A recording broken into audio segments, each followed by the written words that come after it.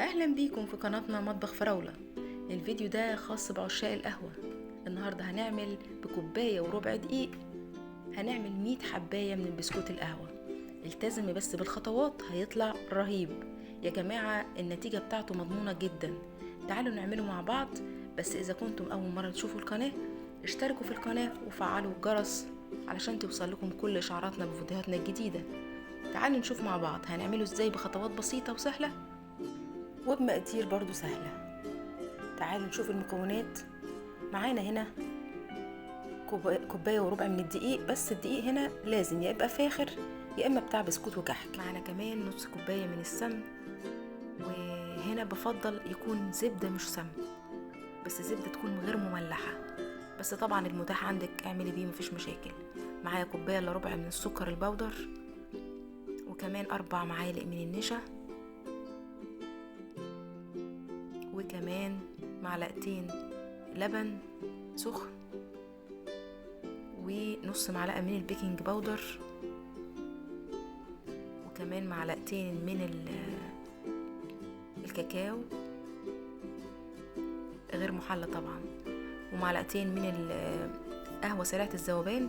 انا عملت معلقة قهوة سريعة الذوبان ومعلقة قهوة عادية جدا لان انا بحب طعم القهوة وبضاية. في بولة بقى صغيرة فيها معلقتين اللبن المغلية او السخن، بنزل بالقهوة بتاعتي وادوبها كويس جدا، علشان انا هنا مش القهوة سريعة الذوبان بس، انا قلت قهوة سريعة ذوبان وقهوة من عندي، بس انت لو حابة تعملي سريعة الذوبان معلقتين مفيش مشكلة خالص. هنا دوبناهم جدا حلو جدا.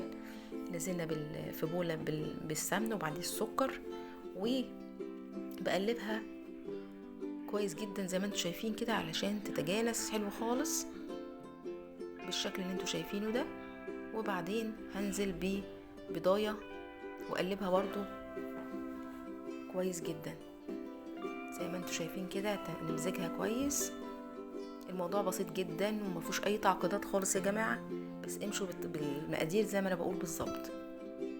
احنا هنا خلاص اختلطت كل البضاية في الخليط، وبنزل بقى بالقهوة وبرضو بدوبها كويس جدا زي ما انتوا شايفين. هنيجي بقى في بولة بره هنحط بقى فيها كل المواد الجافة. هننزل بالنشا، وبعدين البيكنج باودر، وبعدين معلقتين الكاكاو الخام الغير محلى، والدقيق بتاعنا الكوباية وربع بتاعتنا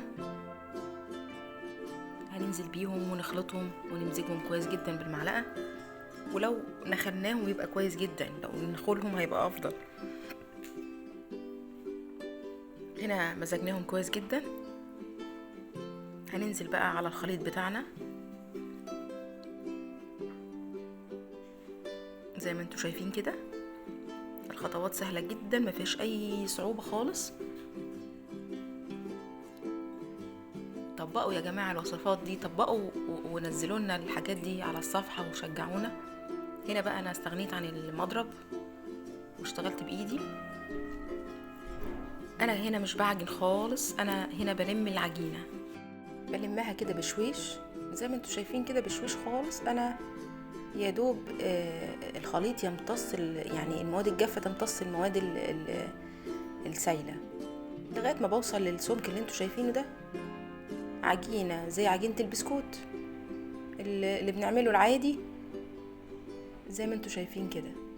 هبتدي بقى ايه اشكلها بالشكل اللي انتوا شايفينه ده. انا الاول بعملها دايرة وبعدين بضغط عليها تبقى شكل مستطيل او اسطواني علشان تبقى شبه حبة القهوة بالظبط. شايفين بشويش خالص بعمل دايرة كورة كده وبعدين بضغط عليها تبقى اسطوانية بالشكل اللي انتوا شايفينه. الموضوع سهل جدا ما فيهوش اي تعقيدات. هعمل بقى 100 حباية من القهوة. القطعة اللي انا باخدها دي بتعادل 5 جرام. 5 جرام يعني قد عقلة الصباع بالظبط. ما بتكبرش عن كده بيبقى يعني انت بتتحكمي طبعا في الشكل، بس انا بحاول ان انا اخليها صغيرة. هي بتبقى بتتاكل كده مرة واحدة زي عقلة الصباع بالظبط صغيرة، وباخد قطعة قطعة بحاول اخليهم كلهم قد بعض.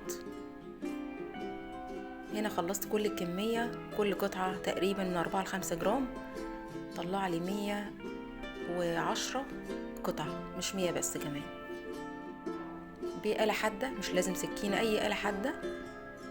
وبعمل الشكل اللي انتوا شايفينه ده، باجي في النص وبضغط عليها بالشكل ده، مش بنزل لتحت خالص، لكن انا بديها بس شكل زي ما انتوا شايفين، زي حبة القهوة بالظبط. شكلها جامد يا جماعة، شكلها بعد ما خلصنا تشكيلها جميل قوي، مفيش اي صعوبة في الموضوع. عملت كمان على الصاج ده صينية. وهنا بقى لازم تدخل التلاجة نص ساعة قبل ما تدخل الفرن. دخلت الفرن على رف اوسط 160 درجة، رف اوسط، وقبلها من ربع ساعة كان سخن الفرن. اول ما بيطلع اوعي تلمسيه ولا تيجي عنده لغاية ربع ساعة تلت ساعة، لغاية ما يهدى خالص ويبرد. بيبقى بالشكل الجميل ده، بيبقى القطعة متماسكة وماسكة نفسها. انا عايزاكم بس تشوفوا السمك من جوه عامل ازاي، هش جدا، ريحته جميلة وطعمه جميل. اللي بيحبوا القهوة فعلا هيعشقوه يا جماعة، طعمه في حتة تانية بجد. يعني مع لبن، انا جربته مع اللبن طعمه جامد. حبيت احط شوكولاتة عليه، بس طلع طعمه مختلف عن طعم القهوة، فانا حبيت ان انا احتفظ بطعم القهوة، بطعم القهوة بس، مش عايزة اي اطعمة تاني معاه. اللي بيحب القهوة هيفهمني. طعمه جميل، شكله جميل، بينفع نلزق ممكن كمان كل اتنين في بعض بمربى او بشوكولاتة وجوز هند، زي ما تحبوا. بنعمله زي طريقة اللانكشاير او البيتيفور العادي، بيبقى شكله جميل جدا. الوصفة خلصت. إذا عجبتكم انزلوا اعملوا شير ولايك للفيديو. شكرا لكم ولمتابعتكم.